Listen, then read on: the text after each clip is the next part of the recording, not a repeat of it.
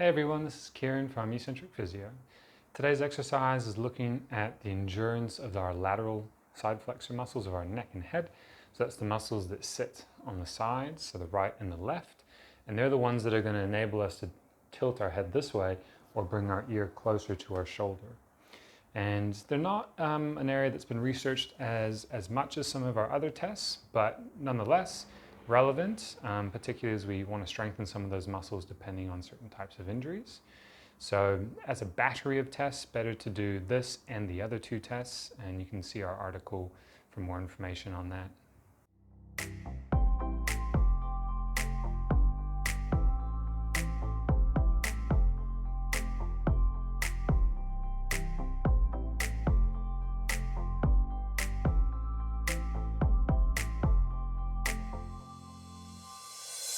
So with our lateral neck muscles, we've got things like our sternocleidomastoid has potential there. That's this big guy. You've got a lot of your scalenes. You've got like upper trap. You've got levator scap. And some of the spleni muscles as well have some angles of pull there. And then you've got stabilizing muscles around the area too. As they fatigue, you'll see other side flexors kick in. So muscles further down the torso, other erectors, QLs, obliques, maybe even lat to some degree. So given this is an endurance test, you might feel some other things kick in to try and help out. This test is relatively new in the literature, so there's some normative values, but as far as I'm aware, I couldn't find any studies looking at this test in specific neck pain populations.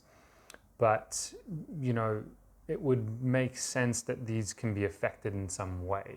Now, it might not be affected in, say, like the same way that the flexors or extensors are affected in, say, like a whiplashy type injury, particularly if it was a sagittal sort of mechanism or forward and back, versus, say, I don't know, you get hit on the side of the head and you go sideways. But the point being is that you want to try and test the circumference or all these muscles and get an idea of what their work capacity is. You're probably going to find a side-to-side difference. That's really common in lateral testing, so you see it with side planks as well. Someone's typically going to perform a little bit better on one side, and it's not always the side that you test first, interestingly. And so that just might be some of our handedness and general asymmetry or imbalances that we have in life that aren't necessarily significant in that they get in the way of our life, but depending on your sports or whatever your goals are, you might decide to create some symmetry there. But yeah, anyway, I digress. So very straightforward test. There's not any additional weight on this one. And what you're going to do is basically lay on your side. And to start with, you want to make sure that you're pulling your head away. And this is the same setup for most of our tests. And it's just a way for us to be consistent. And everyone's going to have a little bit of a different capacity here. But basically, if something was coming towards your face, so instead of me reaching out towards that thing, I want to try and pull away from it. So like, don't let my hand touch my face. And I'm pulling, pulling, pulling. That's going to be my start position. I might have a pillow to start with and then remove it. And then I'm just going to hold steady here. In the studies, they've got things on their heads which tell them if they fall below 0 degrees or lose their position. It's a bit trickier here. So what you could do is set up like a little yoga block or something. So say I was like this, that's that yoga block. Tucked my chin, I'm pulling away, and I'm going to lift up. And we're not looking to fail the test where my head touches the bed. It's going to be when I lose this position or this technique. And so in this case, we'll say that when my head touches my fist and I can't stop it, so if I tried to correct and I go right back down, then that's when you stop and you take that time. Arms are crossed, legs are comfortable here, and you're just holding, holding, holding. See how long you can go.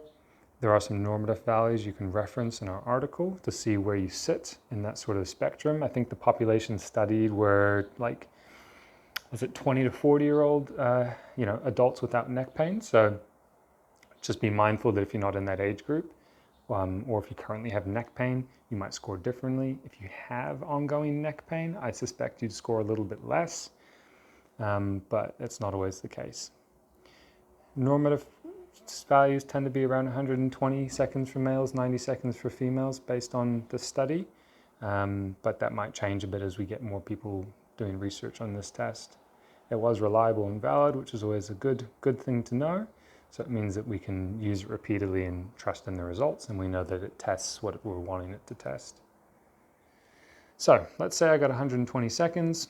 Based on our example in the article, you would take 40 to 60% of that, so 48 to 72 seconds, do a few sets of that, a few times a week, 2 to 3 times a week, depending on how busy life is, and do that for 6 weeks, retest, and then based on your new score, go again for another 6 weeks, and you should start to see your endurance times increase and hopefully your symptoms decrease.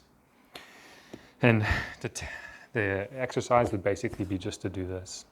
More advanced stuff you can see in some of our other videos around strengthening the SCM or the scalenes, and that's some of these side flexion movements, and some different ones for the SCM. But important muscles to, I suppose, assess and decide if they need training, and it might just be that these are an area of your neck that maybe haven't been assessed yet, and you might find some good information here and hopefully make some positive changes in your symptoms. If you like this video, then please hit like below. Otherwise, to check out more of our content in the future, you can subscribe to our channel by clicking our logo over here. And to check out our latest video, click up here.